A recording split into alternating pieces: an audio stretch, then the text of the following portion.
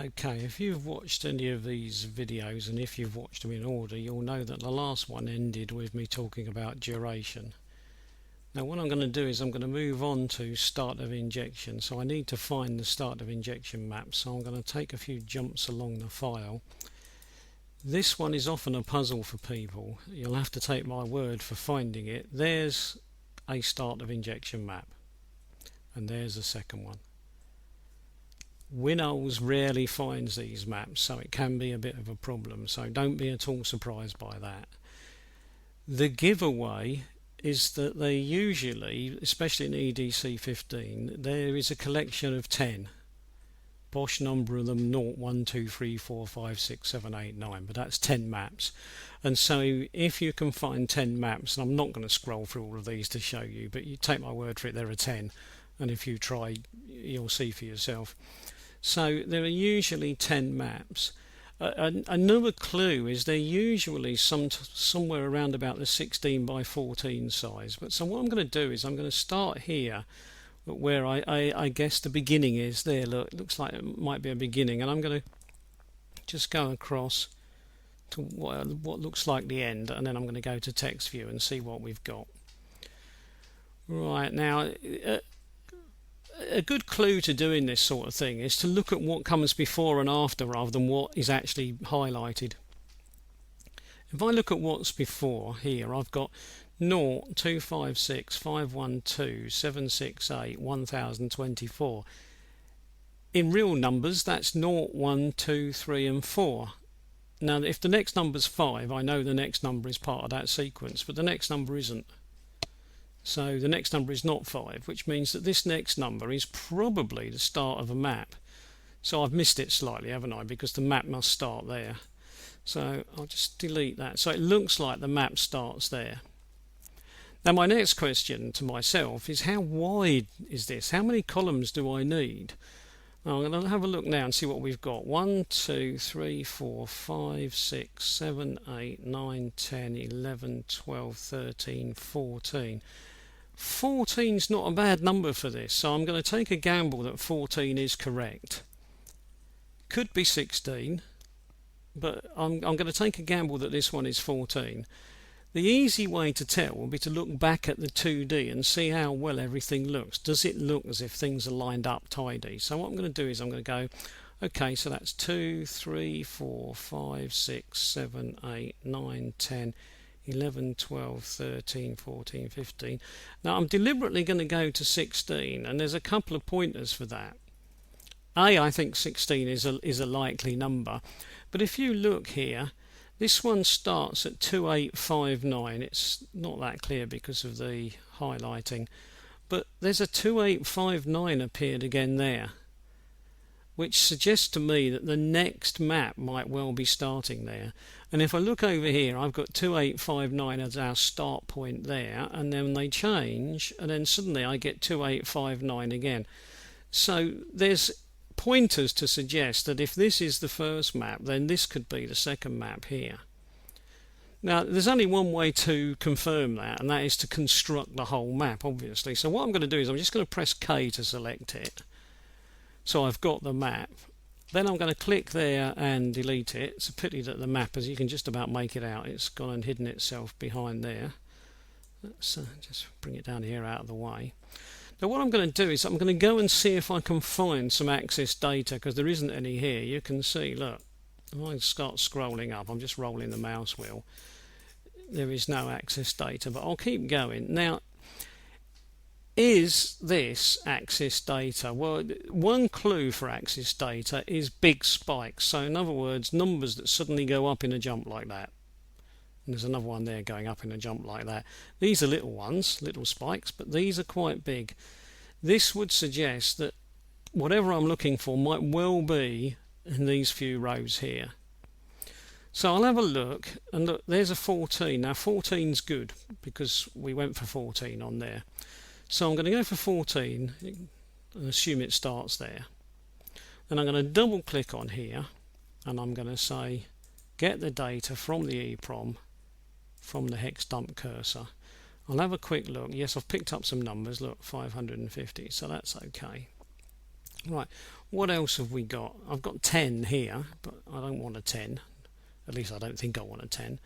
So I'm going to have a look. Oh, there's a 16. So let's assume 16 is what I want. So I'm going to find that one, first number after 16. I'm going to come back to my map. I'll just bring it up a bit. I'm going to double click on there. And again, I'm going to say EEPROM, hex dump. OK.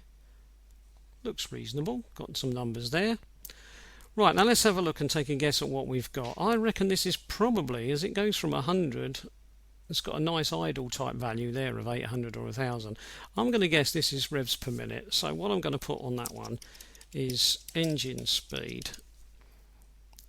And I'm going to call it revs per minute. And I don't need to fill in anything else because there are no offsets that we use for that.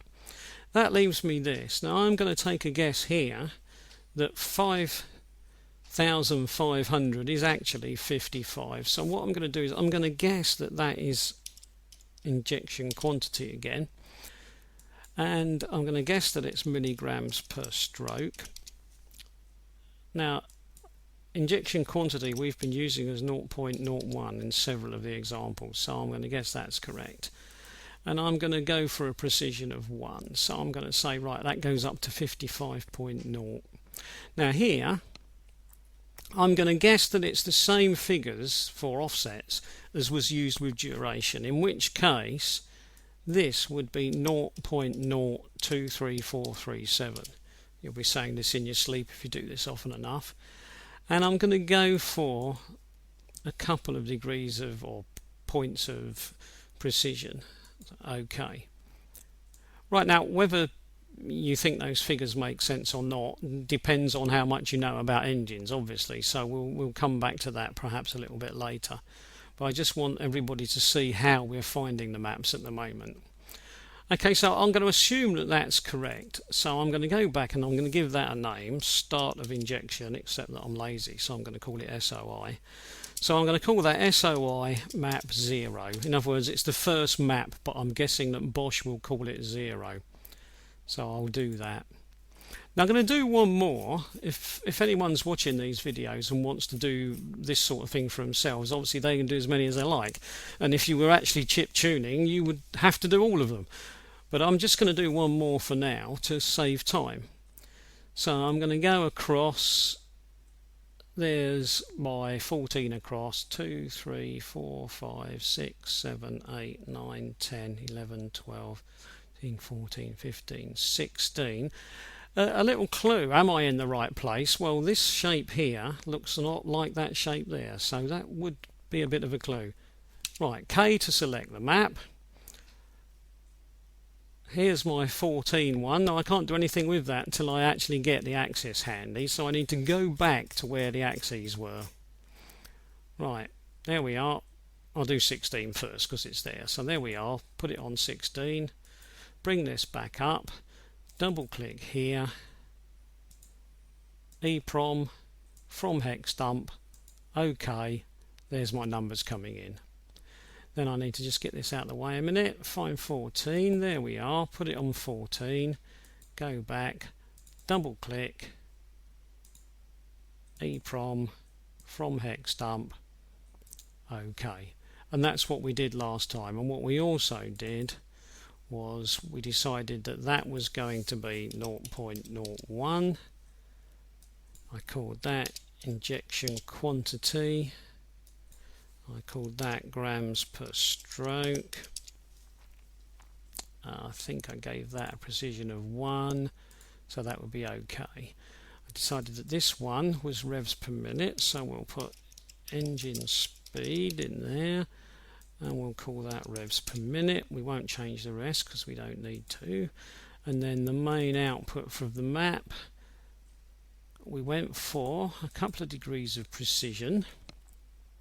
We called the map start of injection map. Last one was 0, so we'll call this 1. And then what we'll do is we'll use the same factor that we used last time. So we'll go for our 0.023437 and click OK. And there are our factors that we had before. So these are the figures that we'd got before, and again, whether we believe those figures or not, we'll worry about at a later date. But so we've got a second map, and we could now go on and do, if I go back down, I'll just use the scroll wheel to run down. I've now got, there's 0, here's 2, sorry 1, and so here we've got 2, and so on. So I could go through and do them all, and probably by the time the next video gets posted I will have done them all so that they can be seen.